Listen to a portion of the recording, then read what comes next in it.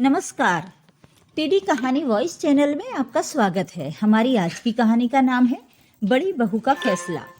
सासू माँ अभी मामी सास को विदा कर घर में आई तो देखा कि बड़ी बहू कामिनी गुस्से में खड़ी हुई थी, जबकि छोटे बेटे बहू अपने कमरे में जा चुके थे। उसे यूं गुस्से में देखकर सास अपने कमरे की तरफ रवाना होने लगी तो उन्हें रोकते हुए कामिनी ने कहा, मम्मी जी, कर ली मामी जी से मेरी बुराई अच्छे से, या अभी पेट नहीं भरा है तो किसी और रिश्तेदार को भी बुलाऊं? क्यों, सच सुनकर मिर्ची क्यों लग रही है तुझे? मम्मी जी, कितनी आसानी से आप सबके सामने कह देती हैं कि बड़ी बहू में संस्कार नहीं है। आपने जैसे कहा वैसे ही मैं ढल गई, जैसे आपने चाहा वैसे ही रही, कभी पलटकर जवाब नहीं दिया। और अब फिर क्या करवाना चाहती हैं आप मुझसे, जो अब आप मेरी रिश्तेदारों से बुराइयां तक करने लग गई? कामिनी ने पलटकर कहा। बहू, तुझे शर्म नहीं आती मुझे यूं पलटकर जवाब देते हुए?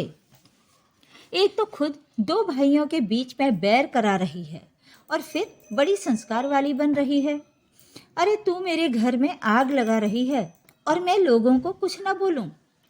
क्यों, ये तो तुझे गलती करने से पहले सोचना चाहिए था। सास आग उगलते हुए बोली। ऐसी क्या आग लगा दी आपके घर में मैंने, जो आप मुझ पर इतना बड़ा लांछन लगा रही हो? मैंने कब आपके दोनों बेटों में बैर करवाया, बताइए मुझे। कामिनी ने कहा। क्यों, आज मेरे छोटे बेटे के दिन खराब चल रहे हैं तो तूने अपने पति को उसकी मदद करने तक से इनकार कर दिया? तू चाहती ही नहीं कि मेरा छोटा बेटा भी आगे बढ़े। तुझे तो सिर्फ तेरा आराम दिखता है और कुछ भी नहीं, जबकि मेरा बड़ा बेटा उसकी मदद करने को तैयार था, पर वो तू ही थी जिसने बीच में टांग अड़ाई। सास इल्जाम पर इल्जाम लगाते हुए बोली। अच्छा, तो ये बात है, और ये आपसे किसने कहा? आपकी छोटी बहू ने? वैसे मैं भी कहाँ सोच रही हूँ, उसके अलावा और कर भी कौन सकता है? उसी को तो मजा आता है हमेशा मेरी खुशियों में आग लगाने में। इस बार कामिनी भी जवाब पर जवाब दिए जा रही थी, जैसे ठान कर बैठी हो कि इस बार तो दूध का दूध और पानी का पानी करके ही रहेगी। किसी ने भी कहा हो, उससे क्या? अरे तेरे मन में चोर है, तभी तो तू बड़े भाई को छोटे भाई की मदद करने से रोक रही है। अपने माता पिता के संस्कार दिखा रही है हमें। सास फिर से बोली। हर बार हमने मदद ही की थी मम्मी जी, कभी इससे इनकार नहीं किया, लेकिन अब हमारे पास पैसे नहीं हैं तो मदद कहाँ से करें? उनका सब कुछ बिकने के बाद उन्हें घर में जगह दे तो रखी है, उनके खर्चे उठा तो रहे हैं, इसके अलावा और क्या करें? अब खुद तो नहीं बिक सकते ना उनके लिए। और बजाय एहसान मानने के वो लोग आपको मेरे ही खिलाफ भड़का रहे हैं। कामिनी ने कहा। अच्छा, वो लोग सच कह रहे हैं, भड़का नहीं रहे हैं। अभी तो उनकी माँ जिंदा है, एक बार नहीं 10 बार आएंगे वो लोग यहाँ पर। और तुम्हारे पास वो जमीन का जो टुकड़ा है उसे बेचकर मेरा बड़ा बेटा उसकी मदद करने को तैयार हो गया था, तो तू क्यों मना कर रही है? तेरे मन में चोर नहीं है तो और क्या है? ओहो, तो आपको वो जमीन का टुकड़ा दिख रहा है, उसे तो मैं ना आज बेचने दूं न कल। आखिर वो जमीन का टुकड़ा मेरे परिवार के काम में आएगा। मेरे भी 2 बच्चे हैं, मुझे उनका भी भविष्य सुरक्षित रखना है। कब तक ननद और देवर पर ही लगाते रहेंगे हम लोग? हमारे पास तो इसके अलावा कुछ भी नहीं है। और वैसे भी वो जमीन तो मेरे माता पिता ने दी थी, फिर उस पर नजरें क्यों? अरे माना कि तेरे माता पिता ने दिया है, लेकिन मुसीबत के समय वो काम में तो आ सकता है। और बहू, तेरी पहली जिम्मेदारी ससुराल के लिए है। तेरा देवर कौन सा वो पैसे अपने पास रखने के लिए कह रहा है?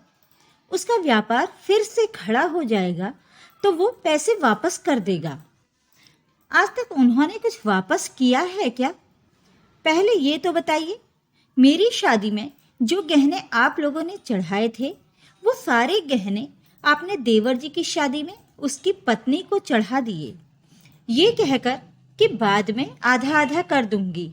लेकिन उन दोनों ने वो गहने देने से ही इनकार कर दिया, ये कहकर कि वो उसका स्त्री धन है। और आपने कितनी आसानी से उसकी गलती पर पर्दा डालते हुए कहा था कि बहू, मैं तुझे नए गहने बनवा दूंगी। वो गहने तो आज तक नहीं बने, पहले उन गहनों का हिसाब तो दीजिए। ये सुनकर सासू माँ झेंपते हुए अपने कमरे की तरफ जाने को मुड़ी तो कामिनी ने उन्हें रोककर कहा, 1 मिनट मम्मी जी, देवर जी की जिद पर कि उन्हें बिजनेस करना है, आपने अपना घर बेचकर उसके 3 हिस्से किए थे, एक बड़े बेटे के लिए, दूसरा छोटे बेटे के लिए और तीसरा खुद के लिए। हमने तो उसमें से ये छोटा सा फ्लैट खरीदा। हमारी लाख मना करने के बावजूद भी आपने अपना हिस्सा भी देवर जी को दे दिया। लेकिन देवर जी ने क्या किया, बिजनेस के नाम पर अपना और आपका दोनों का हिस्सा लगा दिया और आज आपके पास कुछ भी नहीं है। हम लोग फिर भी कुछ नहीं कह रहे हैं, बल्कि आपका साथ दे रहे हैं, फिर भी आप उन्हीं का साथ दे रही हो। कामिनी को इतना बोलते देखकर सासू माँ भौचक्की सी खड़ी थीं, जबकि कामिनी ने हाथ जोड़कर कहा, मम्मी जी, जितनी मदद मैं कर सकती थी हमने कर दी, उससे ज़्यादा हमारे पास कुछ नहीं है। एक आदर्श बहू बनने के चक्कर में मैं मेरे बच्चों के भविष्य को भी नज़रअंदाज नहीं कर सकती। दूध का जला तो छाछ भी फूंक फूंक कर पीता है।